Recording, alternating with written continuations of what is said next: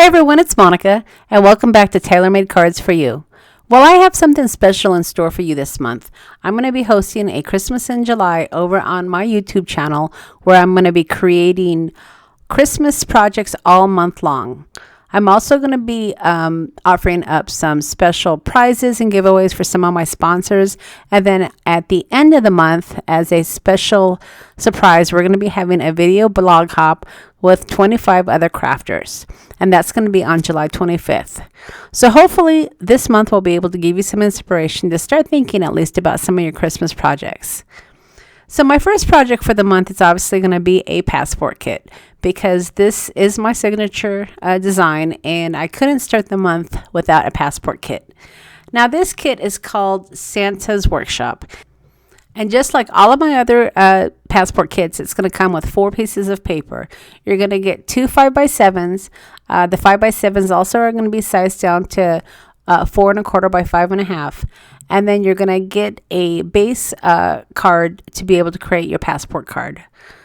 So let me go ahead and walk you through my process, and then I'll talk to you a little bit about what's going to be happening this month. So like all of my kits, you're going to want to go ahead and print out the 4 pieces of paper, and then you're going to want to cut out all of the paper. I always find that it's easier just to get it all cut out in the beginning rather than cut it out piece by piece while you need it.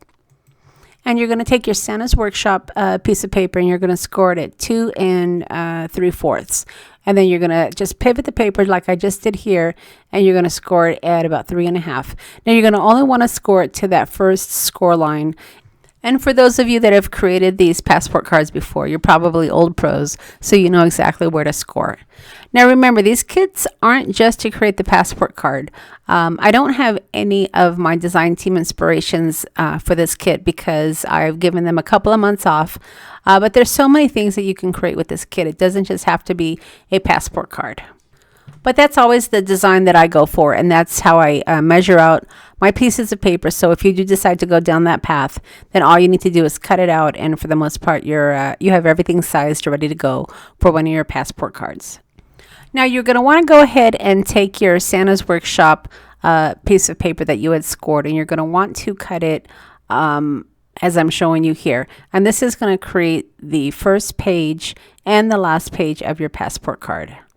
And then typically at this point, I like to round my corners.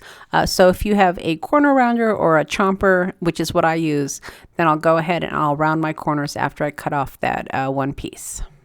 Okay, so after you have your corners rounded, then it's time to go ahead and put together your second page. And we're going to be working with this little piece that looks like Santa Claus stationery. And I had already scored this, but you're going to want to go ahead and put it up against your scoreboard, and you're going to want to score about a 1/2 inch to the left, and then you're going to want to add some adhesive to that scored part and adhere it to your card. Now it looks like for my video I went ahead and started working on the back panel, but before you add the back panel you are going to want to add that second page, and I'll be showing you that in just a minute here. But I've put together so many of these cards I don't necessarily go in order anymore, but you're going to want to go ahead and take one of your pieces of cardstock and measure it down because you're going to want to cover that back piece of your little card. So again, I'm just rounding my corners, and then I'm going to get another piece of paper where I can add a little pocket. And the pocket is typically where I'll add all of my ephemera. Okay, so I went ahead and I cut down some of that white cardstock with the little girl on it and the Santa. And then I'm just taking some of that red adhesive tape, which is really, really strong. And I'm going to go ahead and adhere my pocket.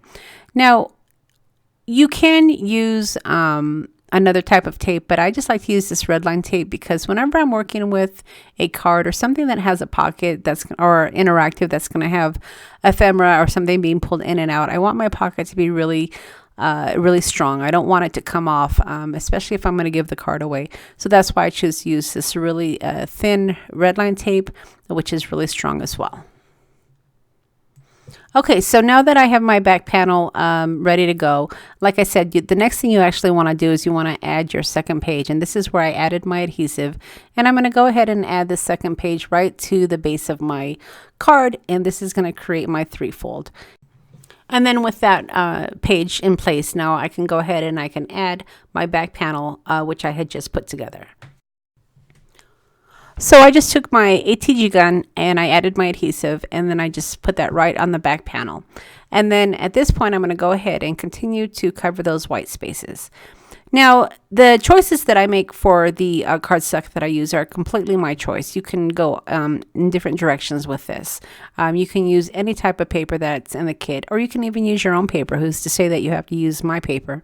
And I'm showing you here a lot quicker way to actually put the paneling on.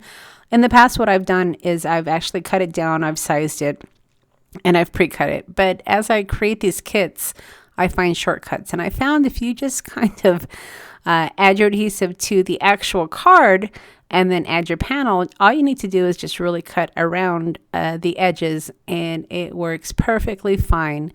And it's a lot faster. You don't have to worry about pre-sizing it. You don't have to worry about measuring it out.